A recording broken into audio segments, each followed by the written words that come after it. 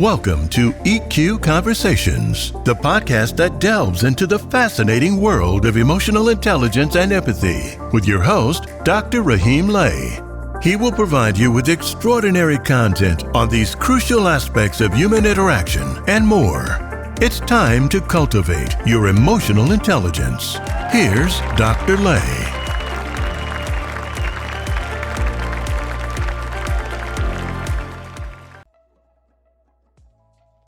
Welcome, everyone, for another episode of EQ Conversations. I am your host, Dr. Lay, and today I'm actually switching it up a little.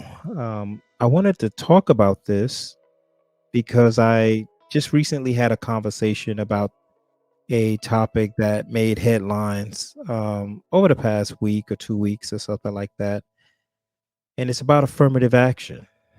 Um, Now, what does this have to do with EQ conversations? Well, of course, a big part of EQ conversations and a big part about emotional intelligence when you're talking about relationship management, when you're talking about your social environment and being able to respect the people that you engage with, that you have conversations that are considered heated topics. Something that I had to learn myself, when it comes to being able to hear what another person is saying, respect what another person is saying, even when you don't agree with what is being said. And I think that's why I got into podcasting too, because I started listening to podcasts heavy, um, but more importantly, I started listening to podcasts, or podcasters, excuse me, who were making arguments that I didn't necessarily agree with, but I wanted to hear and understand their point of view. Some of it definitely helped me to change my view on things. And then some of it, I said, hey, you know what? It was still, it basically got to a point where you agree to disagree. Right.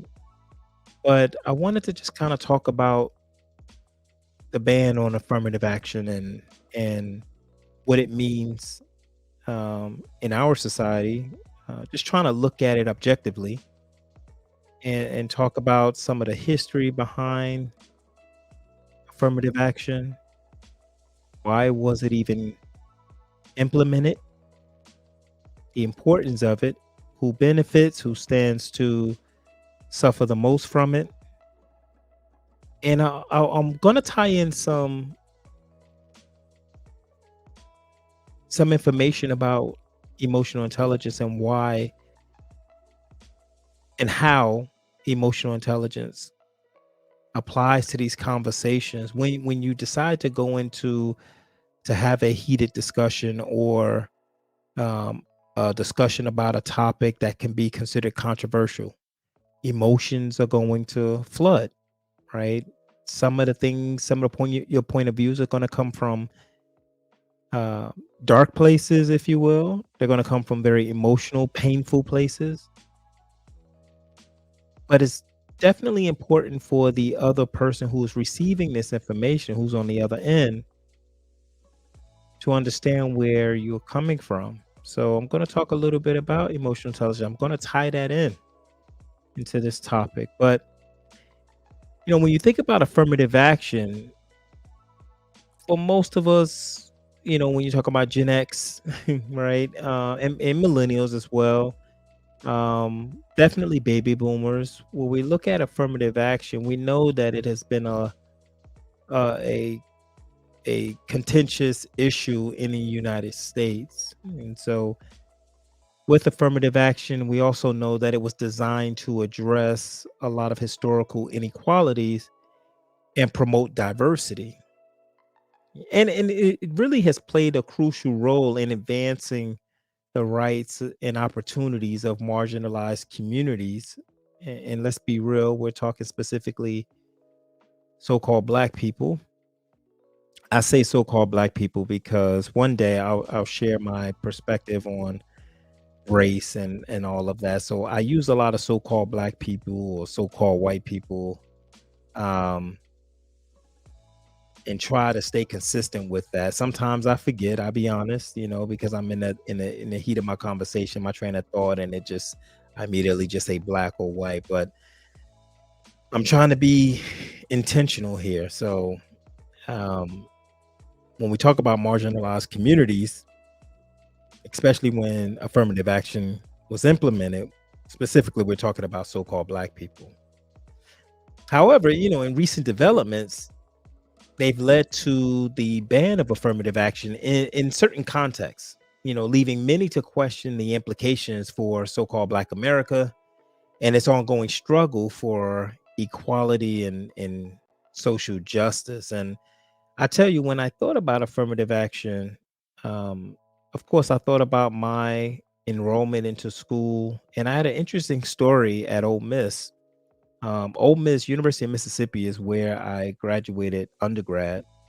I was actually recruited there on a track and field scholarship, and I loved Ole Miss. Hotty toddy for any Ole Miss listeners. I love Ole Miss. I know this is when I went to school, it was the 90s, and you know, um, there were some things, some behaviors, if you will, some belief systems that would make anyone cringe, now, you know, but I think the growth, the people I met, the experiences I had, um, yeah, bar none, Ole Miss, hotty toddy. But I do think about that scholarship. Um, Interesting enough, when I came out of high school, I had a 2.7 GPA. Now, I don't know if I would have gotten into Ole Miss if I wasn't an athlete at that time with a 2.7 GPA. I think at that time you needed to have a 2.5 GPA. Needless to say, I did not take school seriously. I did just enough to get by. It shows that I was a little bit lazy, passive, but would I have gotten into college with a 2.7 GPA? No, I don't know. I don't think so. So, did affirmative action play a role? Does affirmative action play a role for all college athletes? Is that affirmative action? I don't know. Anyone listening to this podcast, I mean, definitely you can check this same episode out on YouTube at EQ Conversations, and I would love for you to leave a comment because that's a question I would like to know. Does when it comes to athletes, and does affirmative action play a role in that? Do we get a slot, a space into the school because we are athletes, but we don't have the best grades? Needless to say, my bachelor's, my master's, and my doctorate, I excelled really well. I actually put forth effort and I did very well GPA wise, graduating. So I didn't take it for granted when I got in, but I know leading up to college, oh yeah, I could have definitely did better. Um, so I often wonder that when it comes to affirmative action, but that was my introduction, I guess. When I thought about it, especially having this conversation I had with a fellow colleague about affirmative action, like, man, was I a product of that? Um, you know, but when we look at the history, you know, or the historical context of affirmative action, we know that, affirmative action came about in the 1960s, right? And it was a response to systemic discrimination faced by minority groups. Again, I think, specifically Black, you know, so-called Black Americans, um, and it aimed to rectify historical disadvantages by, providing preferential treatment, to areas such as, education and employment, even. And then over the years, affirmative action has helped increase representation and create opportunities for underrepresented communities. But it has also faced some criticism for potential reverse discrimination uh, and undermining, meritocracy. Um, But what do these effects mean, especially on so-called Black America? And I think, with that ban on affirmative action, I think so-called Black Americans may face significant challenges in increasing or accessing, excuse me, equal opportunities, right? Now, those historically disadvantaged communities may find it harder to secure admission to universities, even scholarships and job opportunities, right? Now, this can perpetuate existing disparities and hinder progress towards achieving racial equity. I mean, let's face it, a lot of us who have benefited from affirmative action, we made good use of it, but it has even the playing field some. Let's just keep it a buck. Um, at least that's the way I've seen it. I've observed it, right? Am I a product of it? I believe I was, right? Um, Now that ban does threaten, to erode the progress made in leveling the playing field for certain communities, right? And there are some challenges, there are some concerns. When it comes to that ban on affirmative action, it's really been met with both support and opposition, at least what I've been reading. And a lot of supporters argued that it promotes fairness by eliminating race-based preferences. Um, those supporters also believe that, a merit-based approach will lead to a better outcome for all individuals. And, it took a lot for me to digest that, to understand how that can be.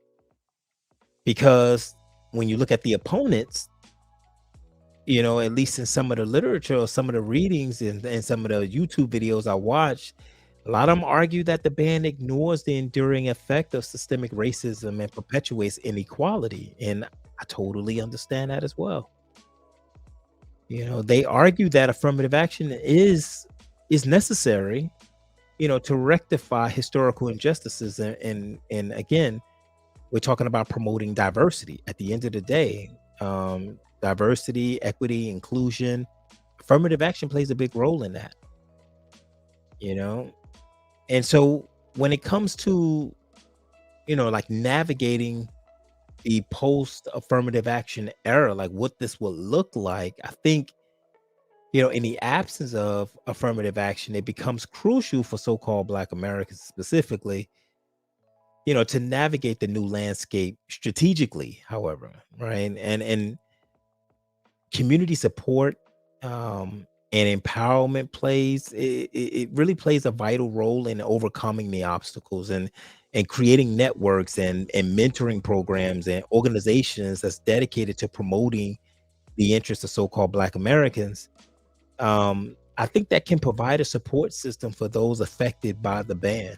Um, it is essential, I think, to cultivate resilience and find an innovative way to combat racial disparities. And so I don't necessarily agree with banning something without having an alternative in place. And when I think of racial disparities, I think of learned behavior. I think of, um, you know, oftentimes people always say, "Hey, we don't have any policies in place that promotes discrimination." But I often challenge people to think about human behavior, because you can put a law in place and remove that law maybe a generation or two down the road, but the behavior is now already implemented. And so people will continue to pass on those behaviors even though the law is removed. I think about the black codes, I think about Jim Crow laws. Even though they removed those laws, the behavior was still there. So I don't agree with people using that as a talking point and name one uh, a law that's in place right now. Well, you don't need the law when you have behavior. The law is just to get the behavior going, to enforce the behavior. Once the behavior is sunken in, Now you remove the law, the behavior still continues.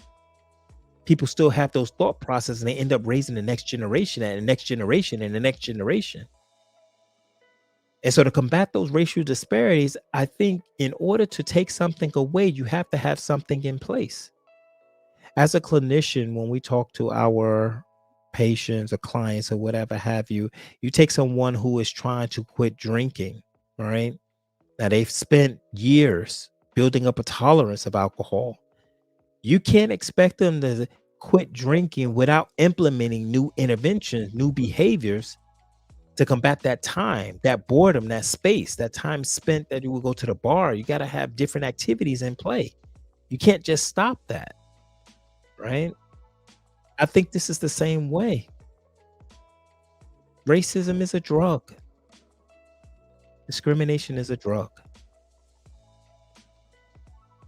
When you got certain interventions in place and you take that away, what are you replacing it with? You can't replace it with just an idea. Now, when it comes to education, I think education has always been a key factor in breaking the cycle of inequality. I think I'm a product of that. Now, in the post-affirmative action era, it becomes even more critical to ensure equal access to equality or more so quality education for so-called Black Americans and other minority groups. I think emphasizing the importance of education and providing resources such as scholarships and tutoring and mentorship programs, it can help overcome those barriers, created by the ban. And I also think collaboration between educational institutions and communities and organizations and government entities is essential too when you're talking about the response to the ban. Now, why do we get education? Well, we get education because one, we want to be productive in society, but also we got bills we have to pay. So there's also economic implications for this, right? And I think when it comes to affirmative action, it definitely has played a role in addressing economic disparities among different racial groups. Now, with its ban, there is a concern that economic inequality may persist or worsen even for so-called Black Americans and other minority groups. And addressing these disparities require targeted policies, I think, and initiatives that focus on economic empowerment. Things like job training, entrepreneurship, which is growing in so many different groups, right? And also financial literacy. I talked to a young brother today who just started a financial literacy program in Springfield, Ohio. And shout outs to that brother. I thought that was big, but to young children, these kids are in the fourth grade. He's teaching, financial literacy. And I think by fostering economic opportunity, societies can work towards a more equitable future, right?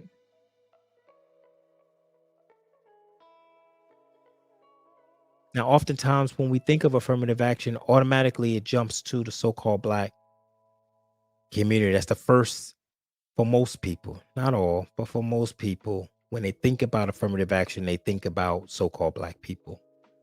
So I do believe that there's a social and cultural impact to this. And when it comes to representation and diversity, they are crucial in creating a more say inclusive society, right? And that ban on affirmative action can lead to reduced diversity in various fields, including education, including business, and even government. So I think the effort, should be made to promote equal representation and ensure that all voices are heard. Now, encouraging initiatives that celebrate diversity and promote cultural understanding can also help bridge the gaps and foster a more inclusive right? Society. At the end of the day, that's what we aim to attain, right? Now, when you talk about policy, as I stated before, policies are put in place to force change behavior, right? And I believe that there are some policy alternatives as well as solutions to responding appropriately to this ban. And while the ban on affirmative action presents its challenges, it also opens up opportunities for exploring those alternative policies. By taking a comprehensive approach that combines targeted programs, community engagement, and policy reforms can help address the underlying issues of racial inequality. I think it is crucial to consider holistic solutions that tackle systemic barriers and provide equal opportunities for all individuals, regardless of their so-called race and ethnicity. Um, but when engaging in discussions surrounding the banning of affirmative action, I think emotional intelligence play a pivotal role in creating a respectful and constructive dialogue. And I think when I was discussing this topic with a colleague, I think that's what was achieved. Um, it was respectful, but it was constructive at the same time. But it definitely involves being aware of and managing our emotions while also demonstrating, a elevated level of empathy and understanding towards the other person's point of view, like I stated earlier.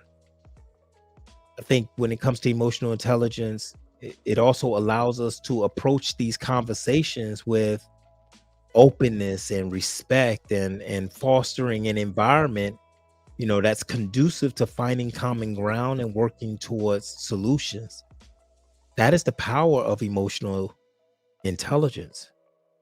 Because if you're exercising emotional intelligence, we can engage in active listening, seeking to understand different viewpoints without dismissing them outright.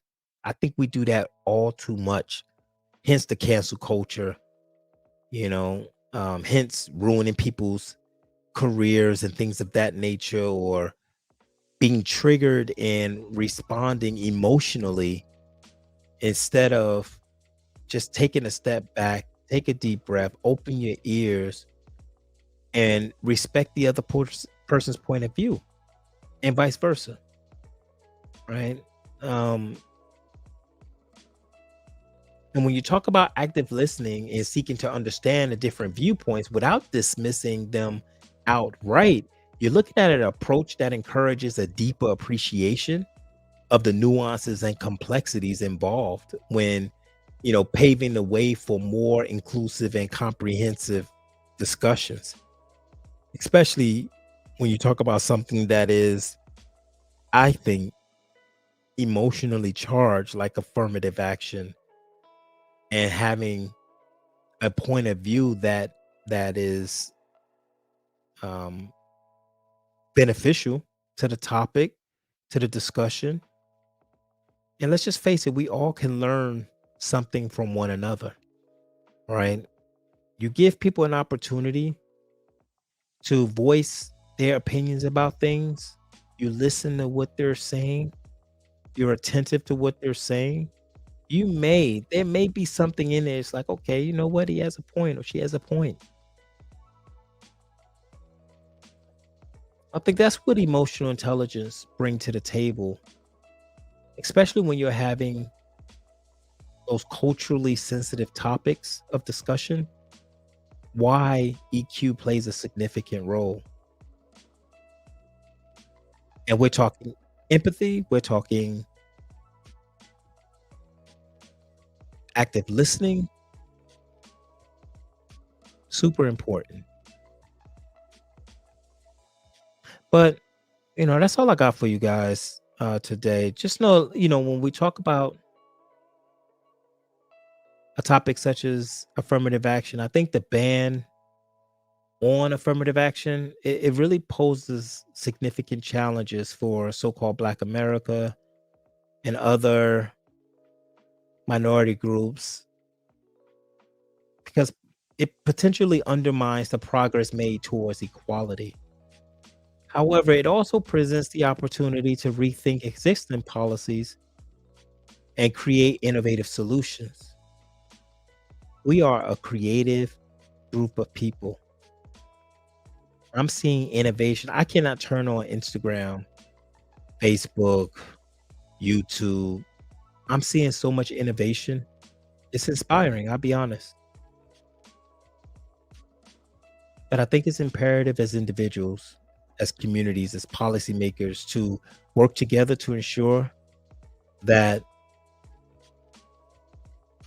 there is equal access to education, equal access to employment, and equal access to economic opportunities. So by fostering inclusivity, embracing diversity, and addressing systemic barriers, we can strive for a more fair and equitable society for us all. So, ladies and gentlemen, that's all I got for you today. It's kind of short, I know, but thank you so much for listening. I'm trying to get better with keeping it under 30 minutes, right? I have no book reading for you today. Again, I just wanted to talk about this and kind of give my spill on why, and how really, emotional intelligence, how it helps in conversations when having those really heart-to-heart dialogues about topics that are very sensitive in nature, and how people can get triggered by things if you're not a good listener, if you're just listening to respond versus to understand, you know? So I hope that you all are having a blessed week. Tune in next week for we are going to be talking about something very, very interesting. And it's talking about managing emotions naturally for men and men knowing their value and how important they are to society. We're going to get into it. We're going to definitely get into it. But thank you so much for listening. And until next time, I am your host, Dr. Lay, with EQ Conversations. Have a great one. Thank you for tuning in to EQ Conversations with Dr. Raheem Lay and embarking on this transformative journey with us. Stay tuned for upcoming episodes where we'll dive deeper into the fascinating world of emotional intelligence and empathy. Until next time, remember to be kind to yourself and others, and always strive to cultivate your emotional intelligence.